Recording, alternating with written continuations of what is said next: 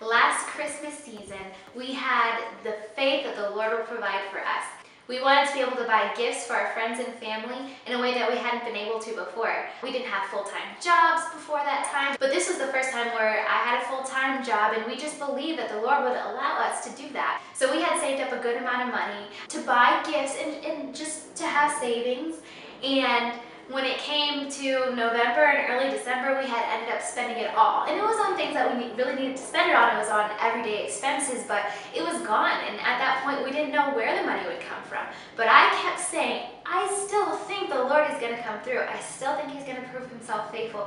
I still think that we're going to be able to buy the gifts for our friends and family that we really want to. And I believe that the Lord would bless our heart for giving. I'm not sure if Michael had the same amount of faith that I did. I did not. But I still had the faith that the Lord would come through and He would give us that money. About a week before Christmas, a check came in the mail. And this check was from our university refunding us because we had overpaid them. We got $3 grand in the mail. 3 G's. $3 grand. So that was more than enough to get our friends and family gifts, and it really, really blessed us. And so I guess the moral of that story is that it kept the weight off of Michael to try and make the money, to try and make this money magically appear or anything like that. Because we knew that the Lord would provide, and because we knew that He would prove Himself faithful, I didn't have to put any kind of stress on Michael, or we didn't have to worry, we didn't have to have fear, and that season was a season of joy because of it. The big thing that I get from that story is that sometimes, especially if you're married, you have to have enough faith for the other person. Like with that situation, Amanda had a lot of faith, and I was just like, look, I don't know. I don't see how it could work. I don't see how it's going to happen. And then the Lord just blessed us days before Christmas. It was unbelievable.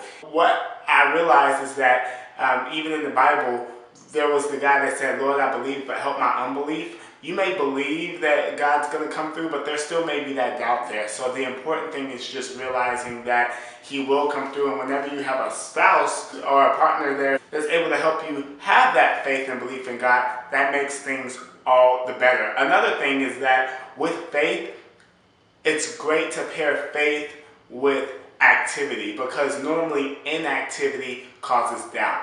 What do I mean by that? The Lord says in the Bible that God will provide for the needs of even the birds. But God doesn't just drop worms in the bird's nest every day. No, the birds still have to go out and work for it. The birds still have to go out and have activity. If you are a bird and you have the, conscious a human being, and you stayed in your nest all day and you started to get hungry, then your faith may be low because you're not exerting the activity and the effort that's needed to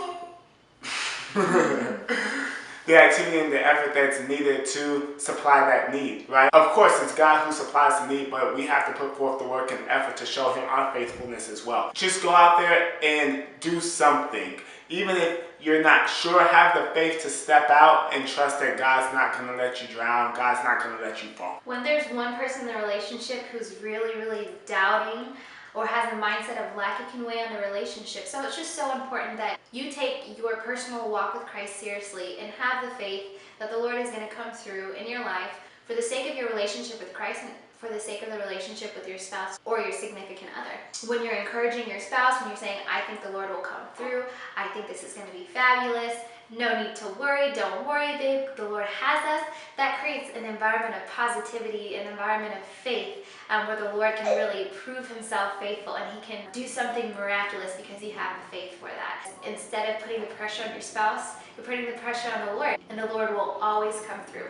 If you need more encouragement, just read His Word. Read about how He's provided for others. Get encouragement and testimonies from other people who are in your church or other people who believe. And even encourage yourself with the stories of your own past and how the Lord has come through in your life. Absolutely, absolutely. And so I think that that's important, is just relying on the Lord's Word, praying, and the closer that you stay to Him, the more optimistic you'll be about Him coming through. So we hope you enjoyed our video. Make sure to give our video a thumbs up. Make sure to subscribe so you don't miss our upcoming videos. We love you guys. Bye.